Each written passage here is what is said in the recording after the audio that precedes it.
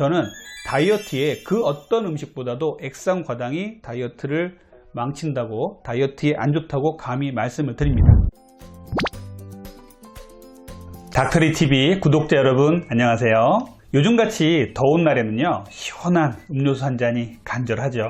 한 잔 먹고 나면요, 더위도 가시고 기운도 막 나는 것 같습니다. 다이어트 한다고 닥터리가 알려드린 대로 정제 탄수화물인 빵, 떡, 면 등을 피하고 통곡류를 드시면서 아주 잘 하고 계신데요, 정말 중요한 이것은 무시하고 드시고 있는 경우가 아주 많습니다. 그것은 바로 시원한 청량음료에 거의 대부분 포함되어 있는 액상과당입니다. 이 시원달달한 여름음료가 다이어트를 방해하고 살을 찌게 하는 주범이라니 정말 안타깝기도 하고 난감하기도 합니다. 오늘은 이 비만의 주범인 액상과당의 문제에 대해서 말씀을 드리겠습니다. 궁금하시다면 끝까지 시청 부탁드리고요. 도움이 되셨다면 구독과 좋아요, 알림 설정 부탁드릴게요. 당 자체가 해로운 건 아닙니다. 당은 에너지를 내는 탄수화물의 가장 작은 단위로 우리 몸에는 반드시 필요한 영양소죠. 하지만 이 당을 과잉 섭취하게 되면 체내에서 소비되지 않은 당이 지방으로 축적되어서 비만이나 고혈압, 당뇨병 등을 일으킬 수 있어서 조심해야 합니다. 탄수화물을 피하는 다이어트가 유행이지만 이 단 음료는 여기서 빠지는 경우가 흔합니다. 빵떡면은 먹지 않으면서 단 음료를 마시는 이러한 아이러니한 상황이 벌어지는 것이죠. 하지만 단 음료 역시 탄수화물입니다. 그것도 건강하지 않은 정제 탄수화물인 액상과당을 많이 포함하고 있는 식품이죠. 자, 그럼 액상과당에 대해서 한번 알아볼게요. 액상과당의 정확한 명칭은요, HFCS 고과당 옥수수 시럽입니다. 식품 성분표에는요, 액상과당이나 옥수수 시럽 등으로 표시되는 경우가 많은데요, 용어만 보면 액체인 과당, 옥수수에서 추출한 천연 시럽으로 이해될 수 있지만 실제로는요, HFCS는요, 천연 감미료가 아니라 인공 감미료입니다. 설탕은 사탕수수를 압착해서 생산하는 천연 감미료이지만 액상과당은요, 옥수수의 전분에 효소를 이용한 가공 처리 과정을 거쳐 만들어낸 인공 감미료인 것입니다.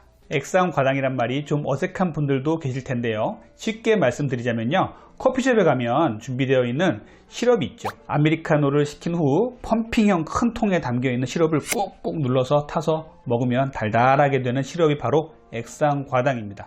이 외에도 우리가 먹는 음료나 식품에 아주 많이 들어가 있는 게 바로 액상과당이죠. 그럼 액상과당도 단맛 내는 음식인데 설탕하고 무엇이 다르죠? 액상과당은요, 설탕보다 달지만 제조 원가가 싸고 가공이 액체라 용이해서요, 식품업계에서 아주 널리 사용되고 있습니다. 주로 탄산음료나 과자, 빵처럼 단맛이 강한 가공 음식에 많이 들어있고요, 조미료나 통조림, 분유, 밑반찬에 이르기까지 광범위하게 사용되고 있어요. 특히 무설탕, 무첨가물을 강조한 제품에도 상당수 액상과당이 사용되고 있기 때문에 주의를 요합니다. 그러면 액상과당과 설탕이 어떻게 다른지 한번 구체적으로 알아볼까요? 설탕이 사탕수수나 사탕무에서 생산되는 것과 달리 액상과당은 옥수수에서 추출해냅니다. 액상과당은요, 설탕보다 단맛이 1.4배 정도 더 강한 것이 특징입니다. 액상과당은요, 보통 탄산음료, 과자 등 가공식품에 많이 들어있습니다. 설탕보다 구조가 단순해서 소화 흡수가 빠르고 설탕보다 체지방으로 더 잘 전환되고 혈압, 당뇨, 고지혈증 유발 확률이 높아집니다. 액상과당의 섭취를 줄이기 위해서는요, 무엇보다도 가공식품의 섭취를 줄이셔야 됩니다. 액상과당은요, 아직 논란이 조금 있어요.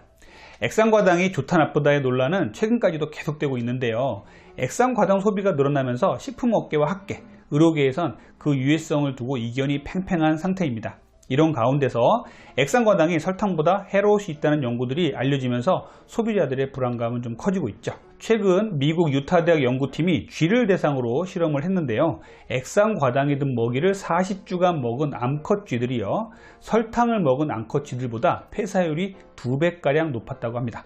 번식률은 26% 정도 떨어졌다는 것으로 나타났습니다. 앞서서 미국 듀크대 병원 연구팀은요, 비알코올성 간질환이 있는 성인 427명의 의료 자료와 식습관을 분석해서 액상과당이 혈당을 조절하는 인슐린의 기능을 떨어뜨리고 대사증후군을 일으키고 지방간을 촉진시킨다는 연구 결과를 발표했어요. 이 밖에 액상과당이 설탕보다 체중을 더 많이 늘린다거나 액상과당이 비만과 당뇨병을 유발할 수 있다는 등의 연구 결과가 나오기도 했습니다. 하지만 이 연구들은요, 주로 동물 실험을 통하거나 5년 이상 장기간 추적 관찰을 통한 결과가 아니어서 정설로 받아들이기에는 무리가 있다라는 지적도 나옵니다. 액상과당의 유해성이 과장됐다는 의견도 있다는 것이죠. 설탕과 다를 바가 없어서 과다 섭취 않으면 무해하다라는 주장도 있습니다. 액상과당에 대한 논란은 분명히 있지만요, 전문가들이 공통적으로 하는 말은요, 종류를 떠나서 당류의 과다 섭취가 분명히 나쁘다는 것은 맞다라는 것이죠. 설탕이든 액상과당이든 당 섭취를 줄이는 것이 중요하다는 얘기를 하고 있습니다. 여기까지 액상과당의 논란에 대해서 잠시 알아봤고요. 자, 이제 혈당 스파이크의 문제에 대해서 알아볼게요. 여러분들 당뇨병 환자가 저혈당에 빠졌을 때 주스나 당이 함유된 음료를 먹으라고 들으신 분들이 계실 겁니다. 그 이유는요, 주스나 액상과당 음료가 당을 빠르게 올리기 때문이에요. 혹시 집에 혈당 측정기가 있다면요, 액상과당 음료를 한번 섭취를 해보시고요, 혈당을 재보세요. 먹은 후에 30분, 1시간, 1시간 30분, 2시간 이렇게 한번 재보시면요, 정말 놀라실 거예요.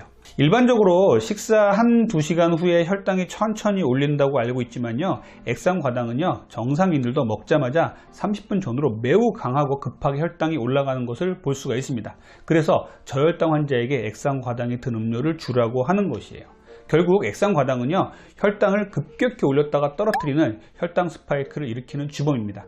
혈당 스파이크를 일으키는 많은 음식 등의 단연 최고봉이 액상과당이라고 저는 얘기하고 있습니다. 혈당 스파이크가 무엇인지, 얼마나 위험한지에 대해서는 제 이전 유튜브를 참고해 주시고요. 간단히 말씀을 드리자면, 혈당 스파이크는요, 정제된 탄수화물을 먹었을 때 혈당이 매우 높게 올라갔다가 인슐린 분비를 유도하게 되고, 인슐린 분비로 인해서 다시 혈당이 뚝 떨어지는 현상이며, 이 혈당 스파이크가 반복되면 반복될수록 내장 지방이 쌓여서 비만이 가속화되고 혈관의 내피세포 손상을 일으켜서 협심증, 뇌경색 등의 심각한 합병증을 일으킬 수 있는 질환입니다.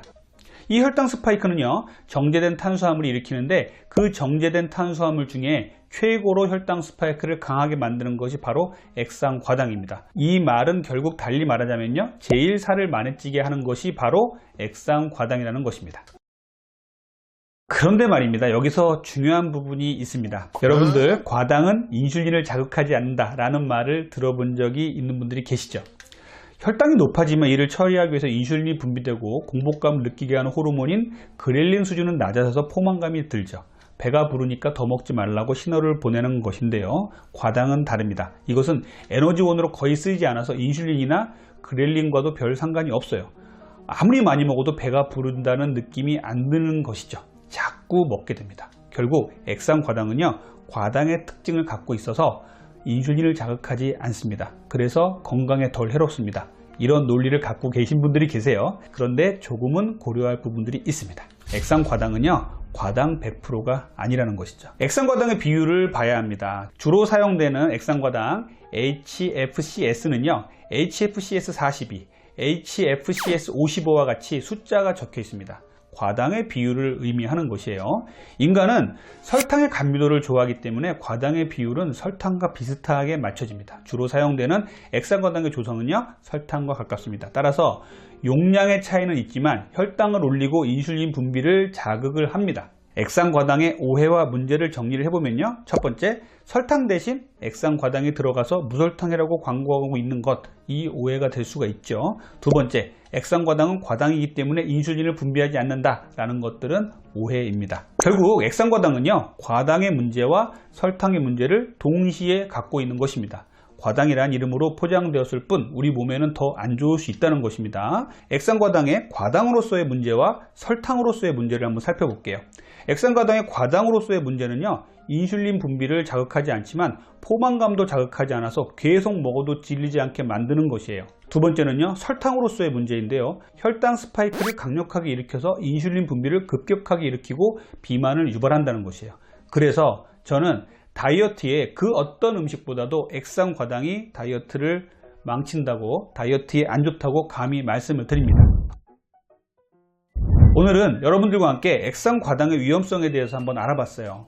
날이 점점 더워지고 있습니다. 시원한 음료수 한 잔이 간절해지는 계절이에요. 하지만 액상과당이 함유된 음료는요, 비만의 원인이 되고 다이어트를 망치고 더 크게는 우리의 건강을 해칠 수 있다는 것을 명심해 주셨으면 좋겠습니다. 음료를 먹기 전에 영양성분표를 꼭 보시고요, 액상과당, 기타 과당, 고과당 콘시럽, 옥수수 시럽 등의 표기가 되어 있는 것은 피해 주시길 바랍니다. 이번 여름부터는요, 달달한 액상과당 음료보다는요, 시원한 물 한 잔을 드시는 것이 어떨까요? 이런 습관을 들인다면 건강과 다이어트에 두 마리 토끼를 잡을 수 있는 좋은 습관이 될 것입니다. 지금까지 여러분들의 건강한 다이어트를 항상 응원하는 다이어트 멘토 닥터리 원장 이진복이었습니다. 감사합니다.